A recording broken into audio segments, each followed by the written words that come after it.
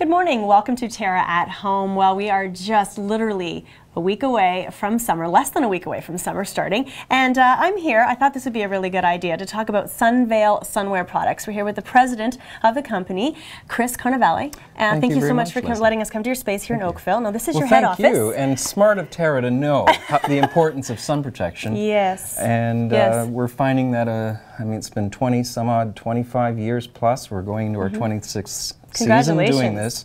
We're the oldest company in the world doing this, and it's a Canadian company. That's what we love. Which is something rare these days, that we're actually manufacturing in Canada. In Canada. No, that is rare. And people are, some people who have gone the other way are trying to bring that back. It's and we're actually shipping to overseas, everywhere. Overseas, Japan, China, Hong Kong, Australia. So it's kind of gathered steam, and we find it as a seasonal product too. It's becoming more and more all year. Okay. Because people are starting to think about it, especially when they go away. Now that's the thing, you've been with the company long enough to know there's probably been some changes over the years. You've really seen, you know, before a lot of people were sun worshippers, and now... That is the other interesting conundrum and the shift. There could be many reasons for it, of course, with health, the Health Canada and the health, I mean, just the media is caught up to the times, the changing times. The market is changing, the people, the ages are changing. That it used to be the older people that were having the issues with the skin. Right. Now it's the young people. And we're hearing, I mean, even with the tanning salons, it's kind of being a little, it's a bit more controversial now. Yes. But the change also has been helped perhaps with the Hollywood influence. Maybe it's a good thing. A lot of the celebrities are now preferring to look pale, and you know you're going to look younger longer if you stay out of the sun. I mean, we know that now.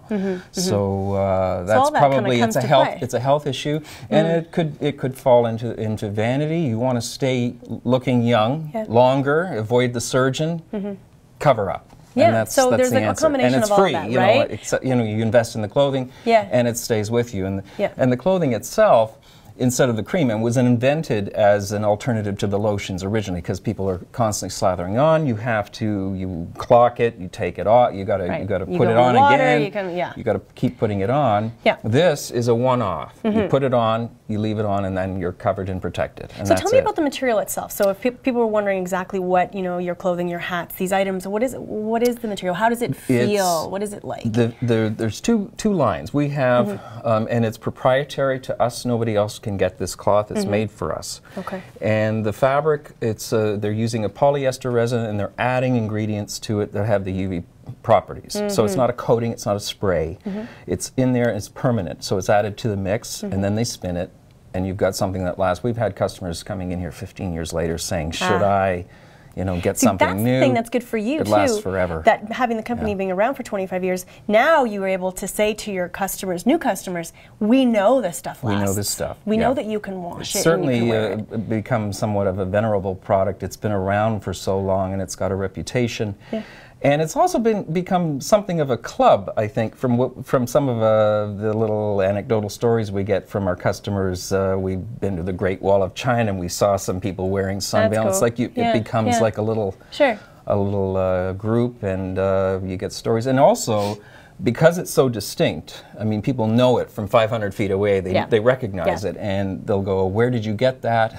You know, we've had some new customers just from the label. You know, like they'll call us. It's got the toll-free number there, all the information. Yeah, it's easy to find you guys. That's the thing, because we're being again at your head office in Oakville, but you have distributors all over the place. You have little stores that people, you know, like they'll carry some of your line. Yes. So that's helpful too for people to find. That's right. Now, and many niche groups as well. Many the stores fall into different categories. You've got hiking, you've got boating, you've got golfing, you've got cruise wear, you've got camping, you've got oh my goodness. Everyone at home's thinking right now, okay, swimwear, that applies to me, that applies to me. Of course, the gardeners have adopted it. It's almost like a new group. Every year you find a new customer base. Also, some of the people with certain skin conditions, lupus, we've been on board with them for 20 years, porphyria. We've got interest from the XP, which is now which is a very rare condition that people can't get any light at all. Oh, wow. So there are certain fabrics that we would recommend with really high UV ratings, and these groups find us and adopt our product, which is really nice, and they continue. That helps, right? Yes. So, I mean, why don't we show off a little bit of some of your product? I mean, we've been looking at some of it, but it really, one thing I think is really neat is that you have the kids stuff, right? So you've got... It's a kids line. This is great. This is important. People want to protect their kids. Line. We've got the hats. They've got the veil. This is the new Souvant fabric. It's cute. And believe it or not, we've had questions with the colors. Which color protects more? Interestingly enough, blue was being pushed as the highest UV protection. The red actually blocks out just by the spectrum. Yep. The red has a really high rating. I mean, the maximum rating allowed in North America, the rating standards, they call it UPF 50 plus. Right. But the numbers could be much higher than that. Like a red is 200 actually of the block. But there's 30. I think the standard for sun protection is 30. 40, 50. Yeah. Okay. And those are the numbers.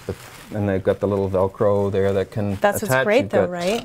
And the little jacket. Little kid's jacket there. And so basically, you carry for the line you carry jackets, hats, pants. You can cover somebody fully if you need to. The only thing we don't have yet, and we've had inquiries of the feet covers. We've had people who want to walk on the beach, and I'm trying to figure out some kind of a spat or something, but Well, I mean... I don't know. I mean, we'd end up looking like a mummy. Yeah. But is that the new thing? I guess that's the thing. I mean, we were talking, you know, people really want to protect, right? So, I mean, there's so many... You guys have so many options. And I guess that's the cool thing is, one thing we need to focus on is that this is very lightweight as well. It's extremely lightweight. Because you're wearing it in the heat. It actually, it's only ounces. I mean, we have what I call the lightest hat in the world. It's only 2 ounces. Wow. And... I'm not sure, here's one here. It weighs 2 ounces and it's crushable, packable, foldable. Perfect. You can just roll them up and put them in your back pocket. The golfers love them. And they wash and wear beautifully. They pack like there's nothing. And when you take them out or whatever, you just pop them on and easy to go and roll them up and yeah, that's they're great. Incredible. There's nothing lighter than this. It's only 2 ounces. Cool. So I guess if people are trying to find your products, best thing to go on your website, right? Website. And we have a list. They can do a search of the locations, or they can come here to the Oakville office, the showroom. Okay. Sometimes we've got international. You can order online, and you can order just by mail order. The standard we have people that actually answer phones. You don't press 1, press 2, you get a person. Well, awesome. Well, thank you for letting us come to your space and again, really just show off these cool products and something that we all need. And smart of TERRA to know. Of all ages. This. I mean, it's going to be an important time absolutely. with this. Thank you very much. Thank you so much, Chris. All right, more TERRA at Home to come after this break.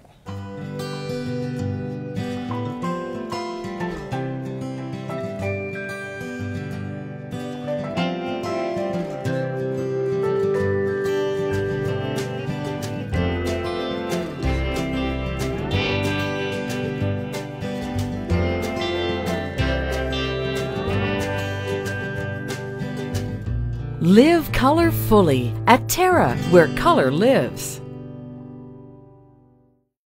Heritage Perennials presents TERRA's Perennial Pick of the Week. Unique Lilac is a dwarf astilbe with more flowers per square inch than most other astilbes, and it's ideal for brightening up that shady spot. Heritage Perennials. Look for us in the blue pots.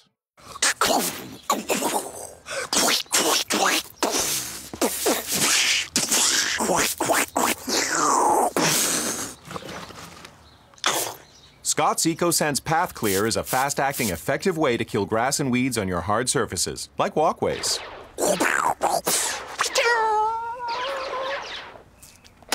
Scott's EcoSense Path Clear from the makers of Weed Be Gone. Also available with a unique applicator. 1 pull equals 40 trigger sprays.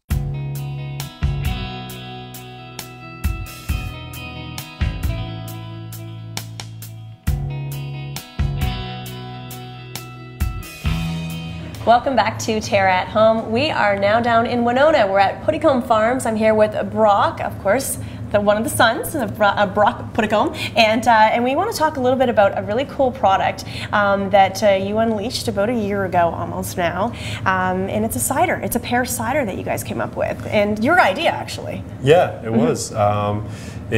I've always been a fan of ciders, and when I went to university, I was touring around the LCBO in the cider section and came across this pear cider, and liked it. A little too sweet for me, but I thought, you know what, why not give it a try? And when the plant closed down in St. David's, I went and did some trial and error. My sister and I went over to Europe, did some sampling over there. Yeah, some sampling. That's a pretty good gig for a brother and sister to do. That's fun. Exactly. So you kind of learned from the business over there, because obviously it's very thriving, particularly over in Britain, and the ciders that we've seen over the years, and ones we're familiar with, in some of the pubs, we're now really starting to see that flux here. We're starting to see people really enjoying ciders locally. Exactly, and a lot of that has to do with the quality of ciders that are coming out here. Right. The Ontario cider market is growing fairly quickly, and more people are becoming more acquainted to ciders. Sure. A lot of that has to do as well as it's gluten-free. And that's actually a good valid point. So many people can't consume any gluten, and it just naturally is gluten-free. Exactly. Right. Okay. It's made 100% of fruit base, so there's no malt base in it at all. Ah, helpful.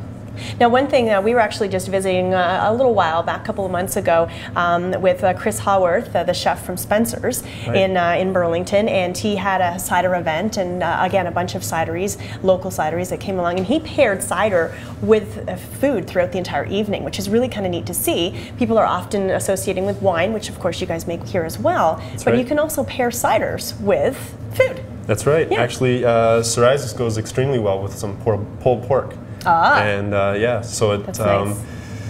It's definitely the drier variety, which is a great compliment. Now, one thing we should mention as well, of course, that you just had a new affiliation with the Hamilton Tiger Cats, so your cider will be available at the games throughout the season this year, so that's kind of fun. That's correct. Yeah, it's cool. And we're really excited about it, and the Ticats have been great and opening the doors to us, so we're, like I said, really excited. Well, it's great. Again, you know, going back and talking about the Puddicombe family, so back, you guys, you're 8th generation. That's correct. So 1797, this family's been around, again, farming on this land, and of course, again, we talk about the wines. You have how many varieties of fruit and grape wines? 32. 32. I mean, that's amazing. So people associate that with you guys, of course, and the selling of fruit. It's a great place to come and bring your family. It's just a really good environment. So you thought this was kind of the next thing to do. Like, why not do a cider, right? Exactly. Yeah. And it's another way to open the doors to new customers as well. Sure it is. Not everyone drinks wine, so it's another way to get our name out there and appeal to that crowd. Now, this is something, this particular cider being a pear cider, because there are obviously ones that are apple ciders as well, right? Correct. How in terms of flavor, do you really find that you taste the pear component in here? Is it very obvious? Definitely. It has excellent aroma and it has excellent flavor. Okay. Both come from different varieties of pears. It is a blend of 100% Ontario, Bartlett, and Bosque, and both of them come together and fit perfectly. It works. Now, and of course you make it here, it's local, and that's what people love about it. Exactly. Hoping that you know, you'll be in the LCBO sooner than later, and that people have access to get it there as well, but of course you can come here and get it. That's right. Or Ticat Games. Yeah, that's it.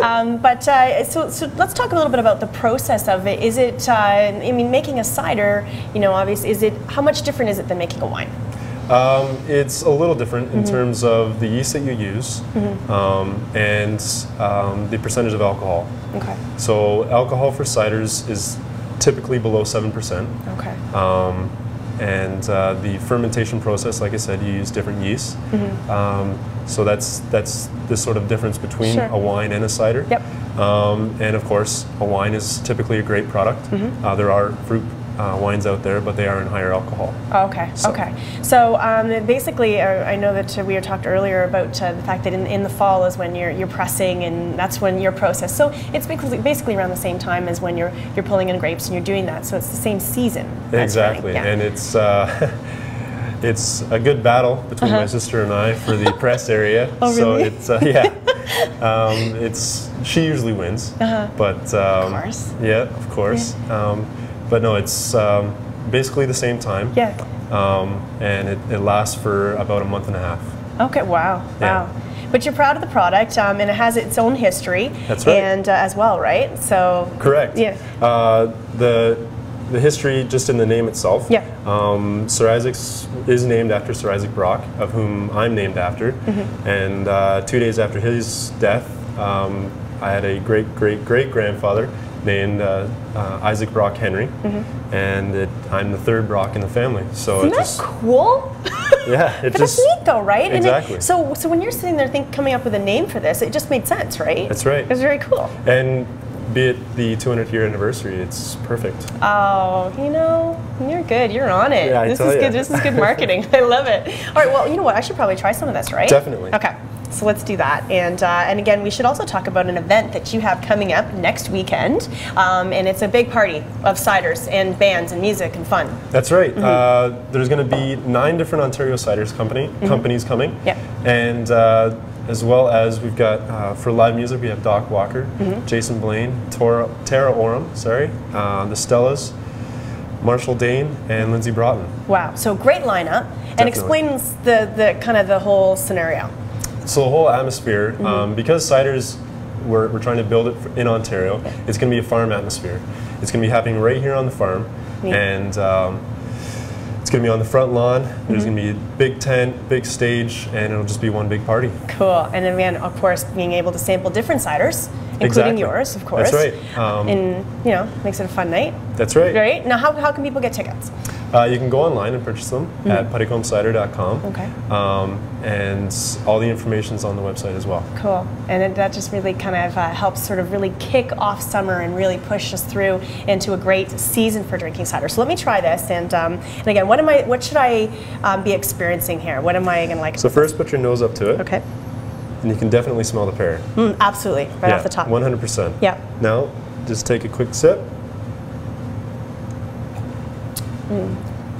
Good and cold, and that's good. And you're right, it's not too sweet, so you can definitely do more than one bottle of it, which is ideal. That might be the problem as well. It sneaks up. Uh-oh. Even though it's lower alcohol content, it still sneaks up. Well, yeah, it goes down like a pop. Very good. Well, thanks for letting us hang out with you here, and best of luck to you and your sister on this product. And again, I'm sure there'll be a lot of fans enjoying this at the Cat Games. So. Yes. All right. Cheers. Cheers. All right. We'll be back with more Terra at Home. That's it for now.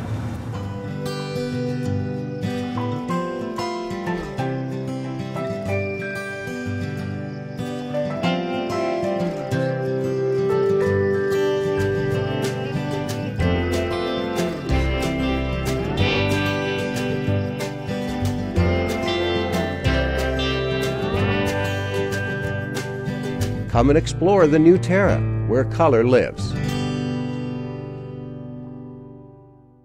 You've sat under them and built forts in them. You've swung from them and fell out of them. You've even fallen in love under them. Trees have always held a special place in our hearts and memories.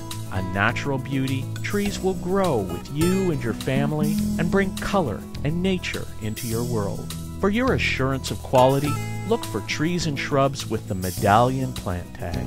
Medallion plants, locally grown, the pride of Niagara.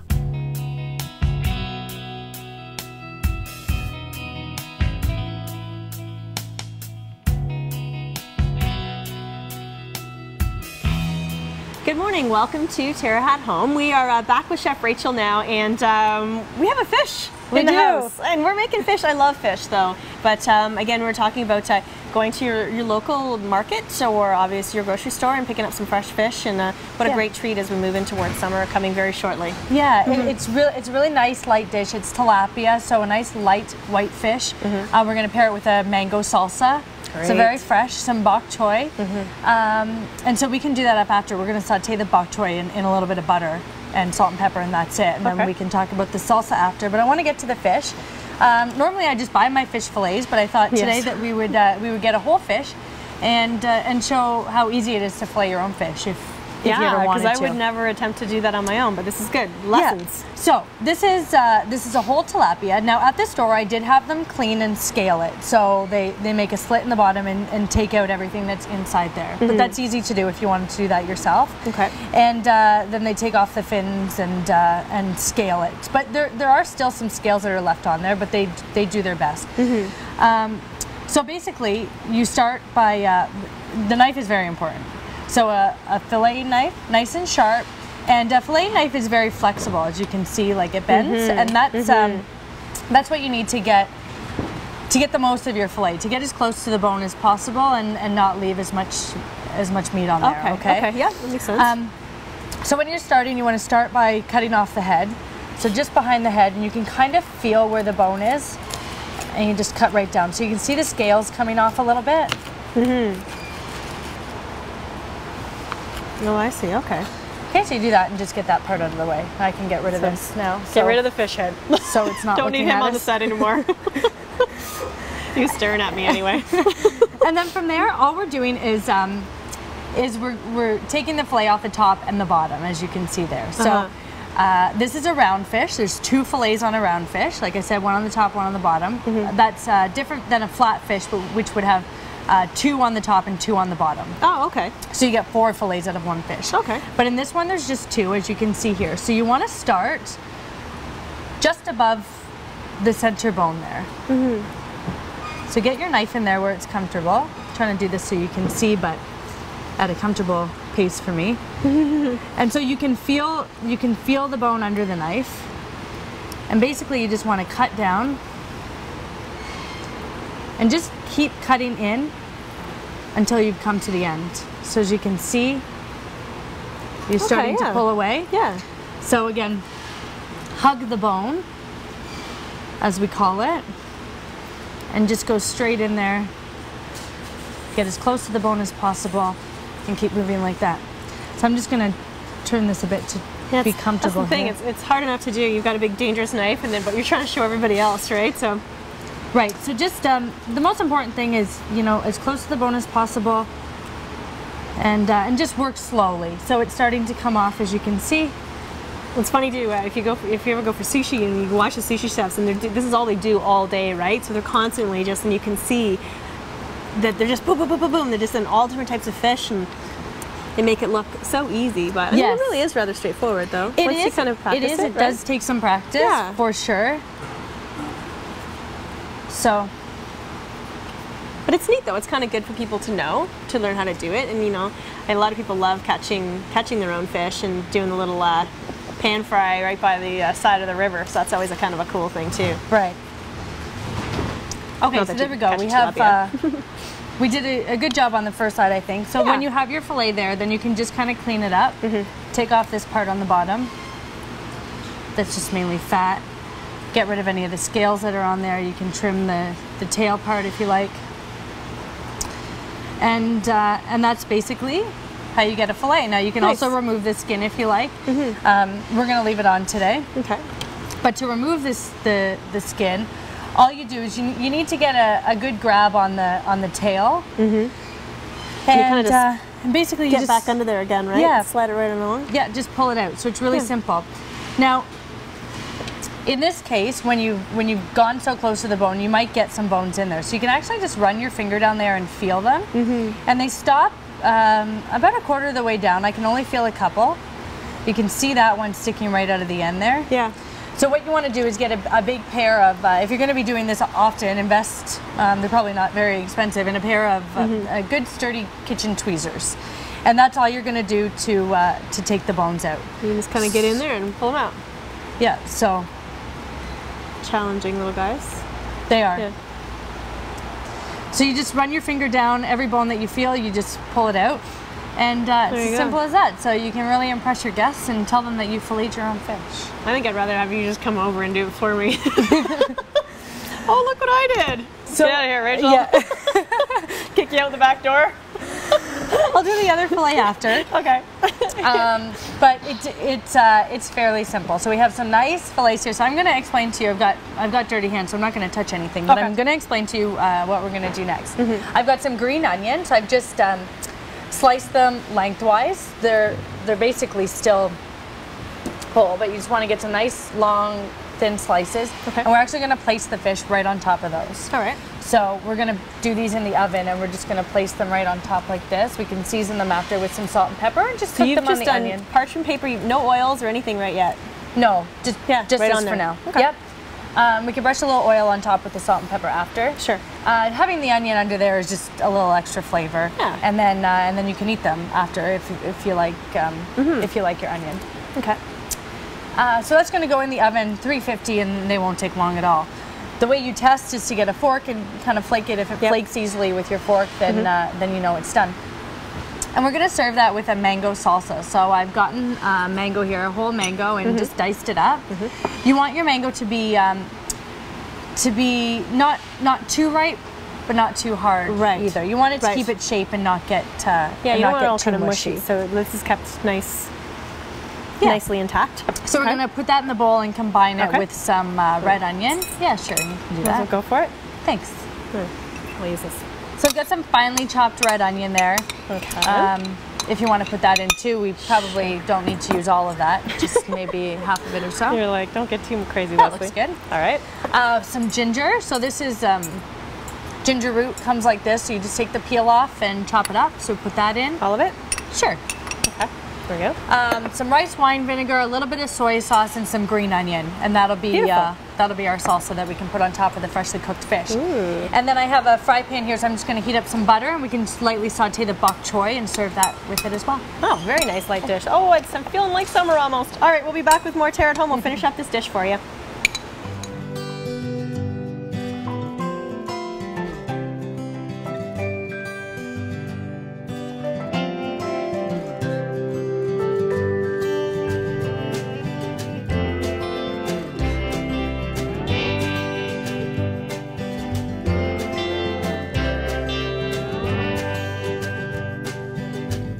Live color fully at TERRA, where color lives. AM 900 CHML is giving you more news when you want it most. Non-stop news weekday mornings 5 till 9, weekday afternoons 3 to 6, with weather and traffic on the 9s. Hear about it first from AM 900 CHML, Hamilton's news talk leader.